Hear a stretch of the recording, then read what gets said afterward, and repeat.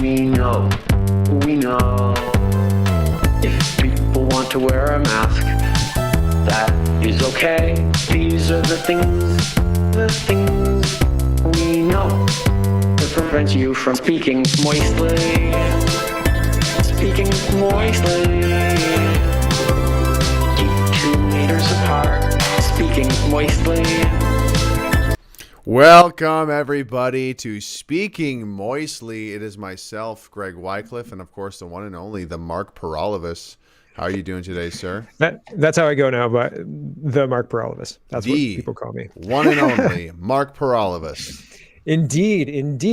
I'm doing really well. I'm doing very well. This Easter was great. The weather's beautiful. Our event on Saturday coming up is shaping up really well. Everything's coming together.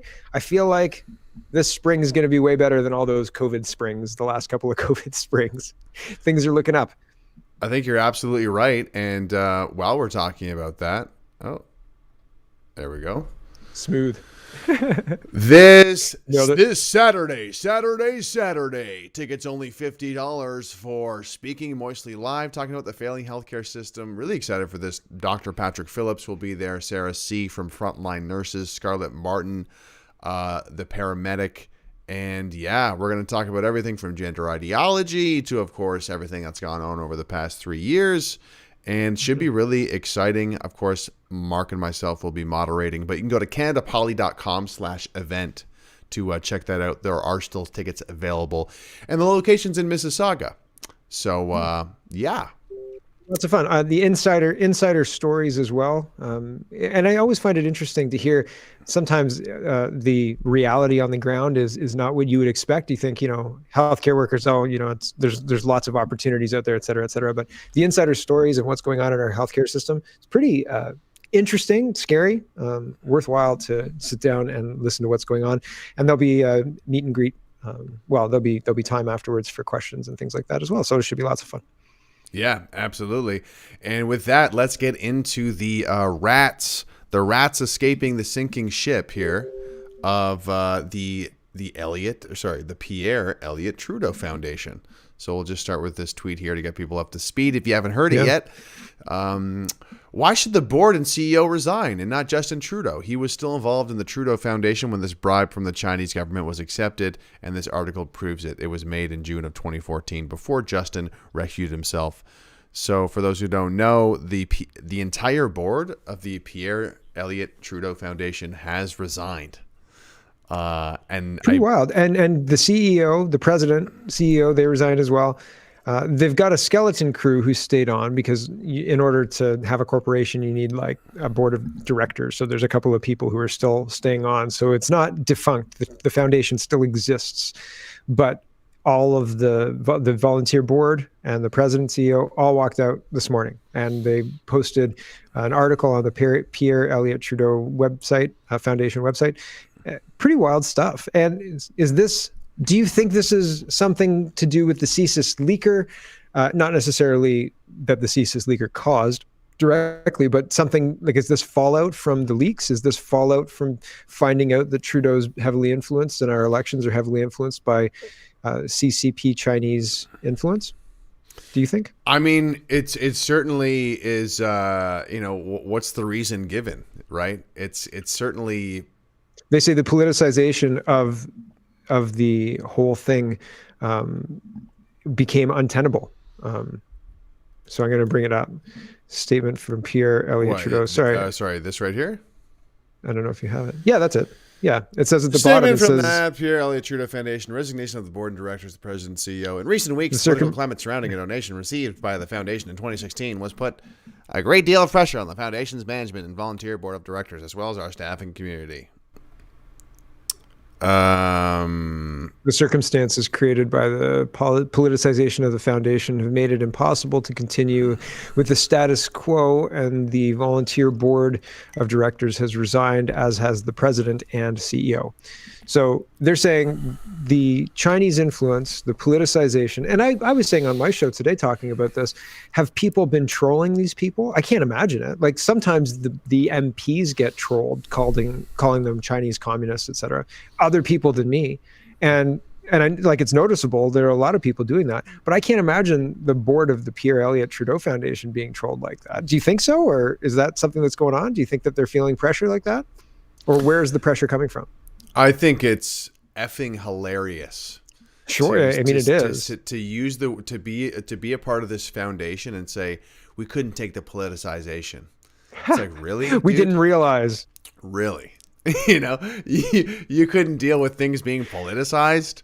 Yeah. Pierre Elliott Trudeau Foundation. That's literally your job, is to politicize things and take money for certain people, for certain incentives. Like it's hilarious. It's funny. It is funny. It's a funny excuse. It's obviously nonsense. And yeah, it's exciting because it does.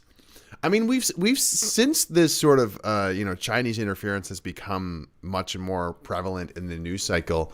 We've seen a lot of actions that only guilty people would take.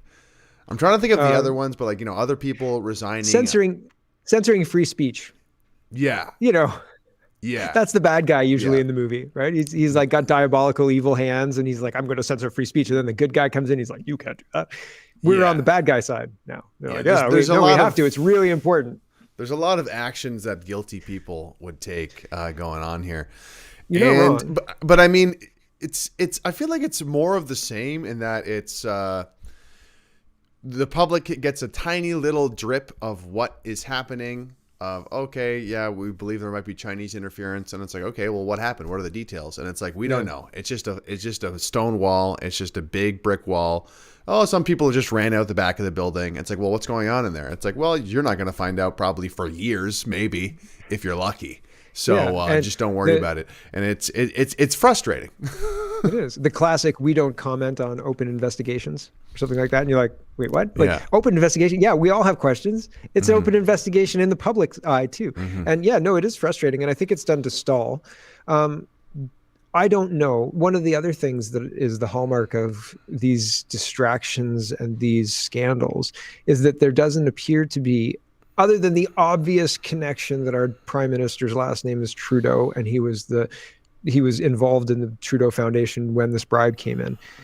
There doesn't appear to be an obvious so what for your regular everyday, 6-time jabbed COVIDian believer, right? Like they're not going to be like, oh, we got him this time. It's more of the same, even though the board of this political foundation, Trudeau Foundation, resigning is a big news. I don't know that the people, the Canadian public aren't going to be like, you see, corruption, everyone.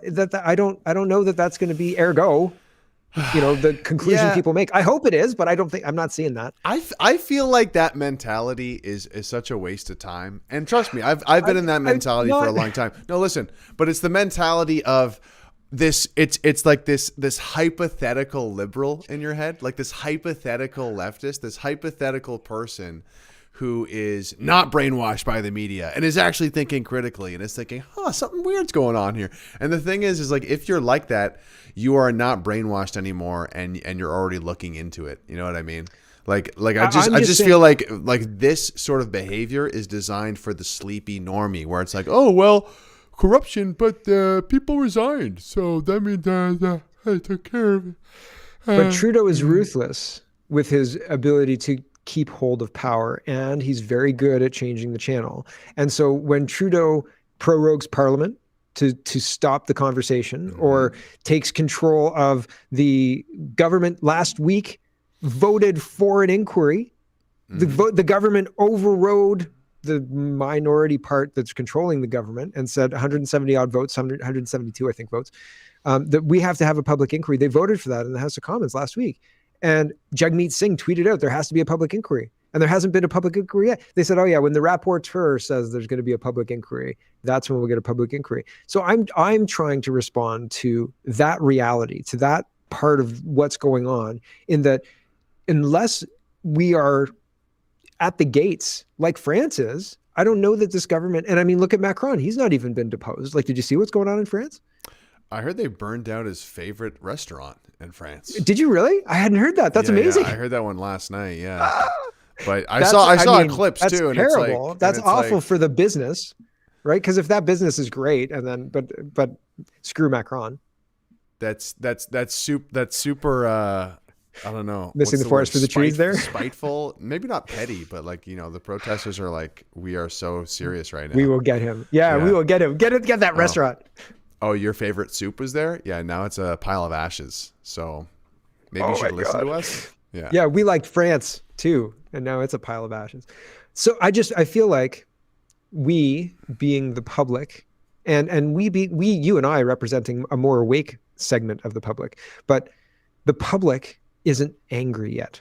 And the resignation of the board, I don't know, will lead to the anger of the public. I hope it does, but again, do you think this is going to be not even the end of Trudeau? Do you think this is a domino that's falling, or do you think that we're going to just be stonewalled like we've been stonewalled for everything else? I think we're going to continue to be stonewalled. I think in a way we already are in a dictatorship. They just do a lot of other like fancy things to make it seem like people are being held accountable and we're working hard for you and we're holding an inquiry, don't you know? Hey guys, hey guys, there was an election. Hey guys, there's an inquiry going on. Hey guys, people resigned, okay? We're shuffling things around when in reality it's it's to the same effect. It's just this balancing act of convincing people that it's still a democracy and it's still there's still this thing called like meritocracy and people working for us, when really it's just a charade to like you said, to kind of like keep that iron grip on power. And that's really because it's not political then, you know what I mean? If you can look at that and because that's not a political arena, you can't win in that situation. If the politics is being used as kind of a stage and the real power is there's an iron grip on that real power, it becomes a different conversation. You know what I mean? Like it's not. Mm-hmm. I think in the case of the foundation though, and people resigning, it could be like a legal thing, right? Like it could be for them, because it's true. It's not as simple as, hey, there's a bunch of people controlling the world, blah blah blah. No, there is a bunch of different moving parts. At the end of the day, there is still laws here and there, and you can't just break all the laws all at once and think that there's not going to be any repercussions for it, especially if there's a paper trail, especially if there's the wrong whistleblower at the wrong time. So this might be mitigating that disaster where it's like, okay, we just put a huge hole in the side of this foundation, Pierre Elliott Trudeau Foundation ship. So how are we going to like separate this ship that's going down from Trudeau's ilk? And it's like, okay, let's resign everybody to make it look like that thing is going down, and then Trudeau will do something else, and like a lot of people say, who's going to replace Trudeau? And it's like, dude, no one's going to replace Trudeau. Okay. If anything, he's being installed as like the permanent dictator right now in front of our eyes. Because if you haven't noticed, Trump quote, he could probably shoot someone in the middle of Yonge Street in Toronto, and people would still forgive him for it. Like, like literally. I heard that about everybody. I heard that about Hillary Clinton too. Like, it doesn't matter the electability. Like the people who are on, and this is super old news, but the blackface thing was insane because the way they mitigated that somehow worked so well. All it took was a photo shoot, a sort of like video shoot where like they were in this like weird looking classroom, and there was two little black girls. I thought it was a boy. Wasn't it a boy? I'm pretty sure it was two black girls. Yeah, and Trudeau was like, hey, yeah, you know what? I learned a lot from it. And then the whole country was like, okay, I believe him. I like Trudeau still. But see, again, I don't know that that's actually what's going on necessarily. And regardless of, there's probably a percentage of the country that's doing what you're suggesting. But I think that there's a lot more of the country that rejects that kind of crowd. Because I remember how people said he's hypocritical because, there's problems with the black voter base. There's not that many black people in Canada, realistically, or there weren't that many black people in Canada. See, people underestimate, and this is why I don't think he is going to resign anytime soon. They underestimate just how powerful of a speaker he is, and he's only gotten more powerful, quite frankly. Like in his second after the second election there, after he shaved his beard, they really took him through another MK Ultra sort of session, and he's gotten much better as a speaper in terms of he's hypnotic. And how he speaks to people, he can tell you. Yeah, he's got a very good cadence. To fuck you in the ass, and people are like, okay, and And like a lot of like, and like this is actually really important, this distinction. A lot of us conservative freedom fighter types are like looking at the details. We're looking at the information. We're looking at the stats. Wow, corruption. Wow, incompetence. Wow, lies. This is so obvious. And people forget how much politics and actually winning elections and leading and ruling has to do with charming the public day after day. I like him today. He sold me today. He's coming across well today. I still want to have sex with him today. And like all that stuff still exists for Trudeau. So it's like, even though this huge stack of receipts of corruption and all this stuff is stacked up, it's like, it doesn't matter because he still has that base that is asleep, that is like, sprinkled a little magic dust. And they're like, I'm still going to support this person. And you'd be surprised, how apathetic and how disconnected many Canadians are because they're comfortable enough, right? I think you could even show them the stack of receipts, all the corruption. They're like, yeah, but look, he looked like I want to have sex with him today, and he's saying all the things. Well, but so I think that it's different. I think that what's going on is we are being managed at a level. So like our politics, like I said, is a stage, and we're being managed at specific levels. So if the public discord is below a certain threshold, then we're managed and everything's kind of going along tickety-boo. Everything's running the way they like. They're getting away with installing policies that are against the native population, but they don't care. If they do something that pisses people off, maybe they stop, maybe they don't, but something gets ticked and they go into damage control mode. And then if the damage control doesn't work, then they prorogue or do whatever they have to do to maintain control of the parliament or whatever it is. And maybe sometimes that's take control of the other party and let the other party win. But either way, they take control. And so fundamentally at core, we are not talking about a political system being used in Canada that's genuine. We're talking about a system of control that uses politics as a control mechanism to make people think that the politics is real. But when in actuality, whoever is above that politics level that's pulling the strings is controlling both sides. And it doesn't matter if there's families or institutions or whatever it is. It doesn't matter the who at this point in time. And I say WEF, CCP, there's any number of suggestions. You're actually making me think here. One of the beautiful things that they have here in Canada is, in many ways, the sort of control or the submission that Trudeau or that Canada is under right now is actually an idea of progressivism, this religion of progressivism or wokeism, whatever you want to call it. It's actually much bigger than Trudeau, but Trudeau is arguably one of the best sort of spokesperson people for it. So, you know what I mean? To get a lot done. Even if Trudeau were to go away tomorrow, these progressive ideas is still going to be infecting and destroying every part of our society, right? So it's like it's actually. This is another thing why I don't think he's going away anytime soon, is because this woke religion has become so powerful and he has proven to be one of the best spokespeople for these ideas. And I think really when you think about it, it's like, you think if Trudeau goes away, people are going to stop being woke idiots? I don't think so. I hope so.